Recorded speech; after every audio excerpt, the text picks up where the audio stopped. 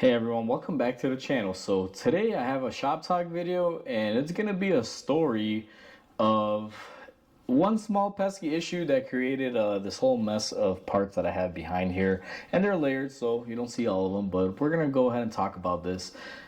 Let's call this shop talk when one small thing leads to a bigger thing and you don't catch it on time. So with that said, let's go and get started on today's video. But like always, if you haven't subscribed to the channel, hit the subscribe button down below, smash the like button because it helps the channel out. And with that said, let's go and get started on this video. So this customer calls me on the phone and says, hey, my car is leaking coolant all over the place. Can you please look at it? And I say, sure, not a problem.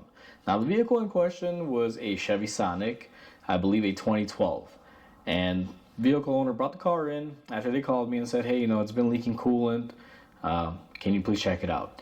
So I go ahead and I try to do a pressure test, but immediately I couldn't pressure test it. It was just losing all pressure. So I filled it up with a little bit of distilled water and I can clearly see where it was leaking out of. The radiator had a pretty big blowout. Now, the radiator blowout, and here's a radiator offset car. It's going to be a little bit difficult to show on camera, everyone, but let's see here. If you guys can see, let me zoom out of it. Right here, it basically broke at the seam. It was actually a lot easier to see right there. Again, don't know how well I was going to pick it up, but there's a crack in it. Basically, if you're here with me, you're looking at this radiator. As a matter of fact, let me go ahead and just zoom it in for everyone. So right there, huge crack running all the way down. So huge crack in the radiator. Most shops would say, okay, cool, you don't need a radiator, call it a day. However, it's unlikely for radiators to fail that quickly or to fail in this pattern. And I kind of jumped the gun here because I said to fail that quickly. So when I called the customer and I told them I need a radiator, they told me that they had just put one in not too long ago, maybe a couple months back. Which makes sense, because if we look at the date code on this Didnt radiator, it says here that this was replaced, or this was manufactured in February. So right now we are in, what is it? It's August. So February to August, couple months. So if it's manufactured in February, let's just say 2 months sitting on the shelf, 3 months. So this is maybe about 3 or 4 months of use in the car, let's say. And when I called the customer and I told them, hey, you need a radiator, they said, hey, we had the car in a body shop, we were in an accident, they replaced the radiator already. And how can it be bad? I'm like, well, it exploded. Now, here's the thing. I told them, I'm like, there has to be something else going on here. I'm going to need some diag time. And they're like, yeah, go ahead. So for those of you that noticed that radiator looked pretty horrible, well, just as a little tidbit, this vehicle is, I believe, 1.4 liter turbo. They have a oil cooler that if the gasket goes bad, basically oil can get inside the coolant. And I think that happened with this car at one point, because as a little tidbit, if you guys look at this radiator hose, I mean, look at how mangled up and bubbly this is. This hose is super soft. Almost feels like oil's been running through here, and I do see a little bit traces of it, but it's neither here or there. I just thought I'd show you guys the hose. So that's gonna go inside the trash pile. So now this is where we're headed. When this car came in and I saw the radiator had a hole in it, or a crack, elongated crack, I figured this radiator must have exploded. This thing must have gotten really hot, or it's been running really hot, which caused the plastic on a couple-month-old radiator to just explode like that. And boy, was I right. Now, it didn't hit me straight in the face because this thing was a little tricky. So I hooked up my scanner and I did an actuation of the coolant fan, and it was actuating. But Chevy, I guess you can call it, has little stages to their fans. They have a 1-speed, 2-speed, and 3-speed, which is 3 is the max, 1 is the lowest setting. I noticed that this was spinning, but it wasn't spinning quite quickly enough. Sorry about the, siren in the background, guys.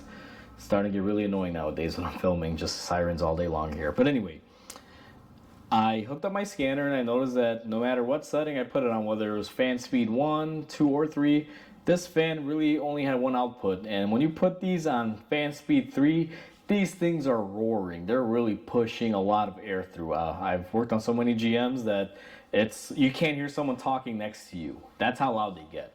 And this is not doing that. And, I kind of looked at it and I'm like, well, more than likely the fan is bad and, just kind of did its thing. So we need a fan assembly. And it made sense because this is back from 2010. If you look at this little date code sticker here, it's, 2011. So this car was a 12 and this is manufactured in 2011 towards the end of the year. So it's about right. So that's an original fan more than likely. It's definitely not an aftermarket because it has a GM stamp on here. So I just assumed because, like every other GM product, fans do fail. I've seen this failure multiple times. And I called my customer and, I was a little curious. I just kind of want to get an idea. And I told them, hey, when did you guys start having these issues? They're like, oh, not too long after we got the car from the body shop. I'm like, okay. Did it overheat right away? And they're like, no, it just, started overheating and this happened. I'm like, okay. I asked them how the car was hit prior, and they told me it was like the fender and the hood, but the radiator cracked, so they had to replace it. And, the whole front end of this car was pretty much all new. I'm like, okay, sounds good. Now, I don't know if this was an issue of the body shop or if this fan during the accident was damaged, but the body shop neglected it, or maybe the insurance neglected to offer to replace it.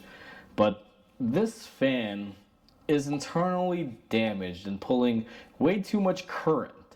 And I've seen this issue on Chevy fans before. It's not uncommon. They can actually fail like this normally. So if we come to this fan, and what I'm going to do is go ahead and take off our connector. This is what I found. Notice how it's all melted. That right there is the root cause. Now, this vehicle had another symptom that I didn't mention that I didn't think would actually have a relation to this. They also told me that the vehicle, if you don't drive it for a couple days, the battery dies on it. Could this be it? More than likely. And it is it actually, because I talked to the customer after I gave the car back after completing the repairs. No more battery drain. So, I don't know how this thing is wired up, and maybe I'm completely wrong, but I would think that this has power flowing through it, and the fact that it was shorting out maybe could have caused a battery drain. I mean, I don't know. To be honest with you, I could be completely wrong here. This thing could be totally no power when the key is off. But typically I know that's not the case because most modern cars can actually turn on a fan after you turn the car off. If let's say you just got done driving and the engine is still hot, the thermostat will usually still cycle. So this could be one of those fans that can get power even though the key is off. Again, I didn't test it or check it, but I'm assuming it is.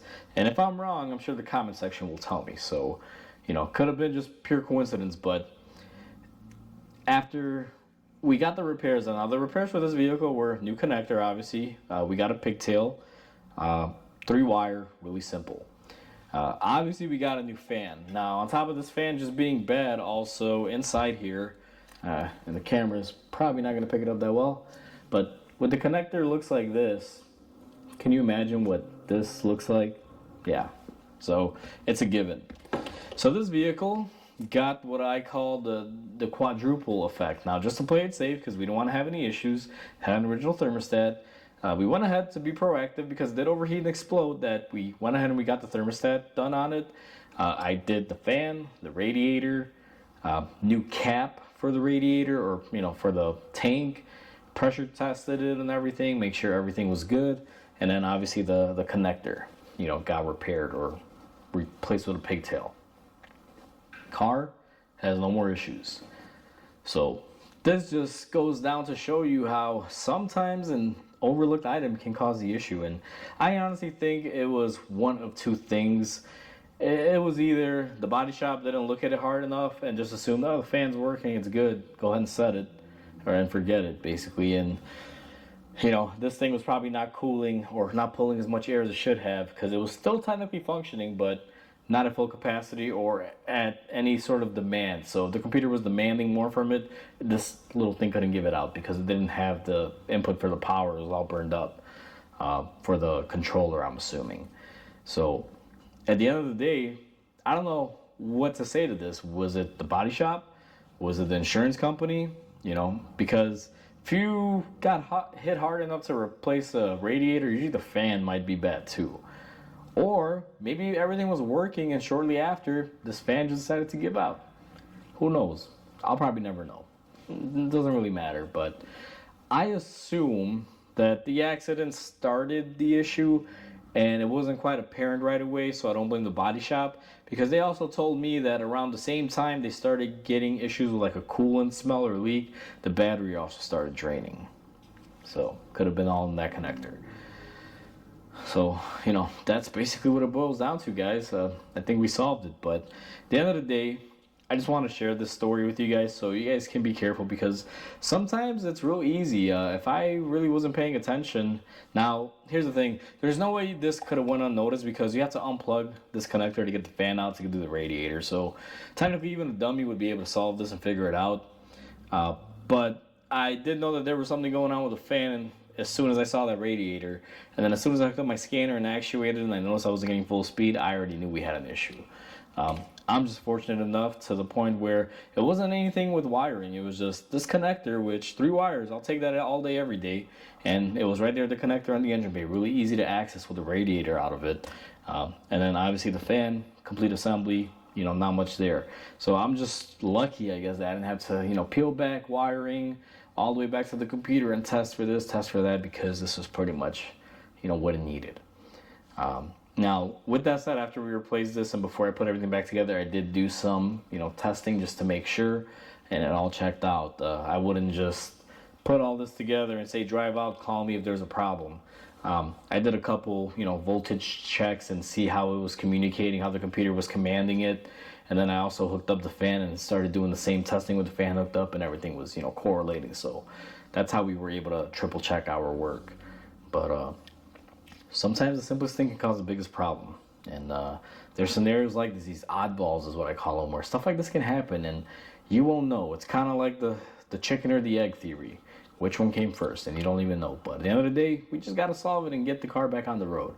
And fortunately for us, we were able to knock 2 out with 1 stone, I guess, because unless the customer was lying to me or it was just too early to tell, I called them a week after. They said, hey, the car hasn't been dying out, but we've also been driving it more as well because, we haven't been leaking coolant. So, go figure. But anyway, I'll leave it at that. I don't want to make this too long here. So that is the crazy story of how a radiator blew up and it wound up being a fan, and it could have possibly been something relating up to it. But the main thing that I want everyone to take away from this is that pay attention to how parts fail, because how the part failed can actually give you a lot more to the story than what you think it is.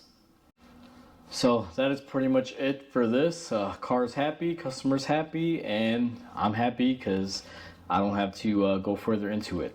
So that was pretty much it, guys. Like always, comment, like, and subscribe because it definitely helps the channel grow. I hope everyone has a wonderful day, and I'll catch you on the next video.